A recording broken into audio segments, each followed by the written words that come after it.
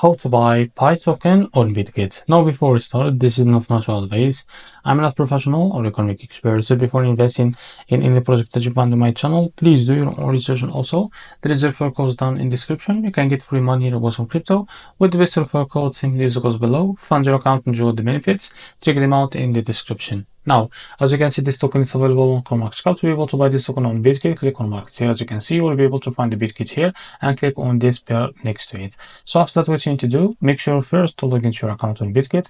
And now after that, what you need to do, as you can see, now go to buy option here, as you can see, and now select the limit.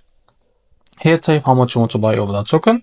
So here you will be able to see how much you will be able to pay over that USDT on your account in order to use it to buy this token, and click on buy Pi here. Now, if you click on markets, you can drag this, as you can see, drag this to set how much percentage that you want to use of that USDT on your account to be able to use it to buy this token, and after that, click on buy Pi. So this is how to buy Pi token on Bitget. If you found this very helpful, please like and subscribe. See you next video.